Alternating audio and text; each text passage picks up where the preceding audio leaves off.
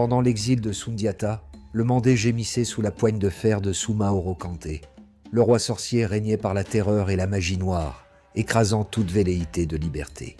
Mais le lion n'était plus seul. Fort de ses alliances, Sundiata rassembla une armée de rois décidés à libérer leurs terres. Le Mandé n'était plus un royaume, il devenait une cause. La marche vers Quirina commença. 30 000 cœurs battaient au même rythme que celui de Sundiata. La savane tout entière semblait trembler sous les pas de la liberté en marche. La sagesse triompha de la magie. Grâce à sa sœur, Sundiata découvrit le secret de l'invulnérabilité de Sumaoro. Un simple ergot de coq blanc. Telle était la clé pour briser le sort. Le jour de la bataille de Quirina se leva dans une lumière de sang.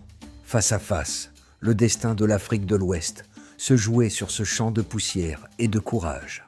Le choc fut d'une violence inouïe. Sumaoro utilisait ses pouvoirs pour obscurcir le ciel, mais la volonté de Sundiata brillait plus fort que tous les sortilèges. Le combat des deux lions avait commencé. Au cœur de la mêlée, Sundiata ajusta son tir. La flèche siffla, fendant l'air et le temps lui-même. Elle effleura le roi sorcier, brisant instantanément sa puissance occulte.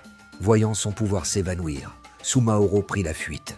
Il disparut dans les ténèbres des montagnes, laissant derrière lui un empire de terreur qui n'était plus qu'un souvenir. La victoire acquise, Sundiata réunit le peuple. À Kurukan Fuga, il proclama une charte de paix et de fraternité, les premières lois d'une nation unie. Le Mali était né. Sundiata Keita devint Mansa, le roi des rois. Il bâtit un empire qui allait éblouir le monde par son or et son savoir pendant des siècles. L'enfant infirme était devenu le maître du destin. L'histoire de Sundiata reste gravée dans chaque pierre du Mandé.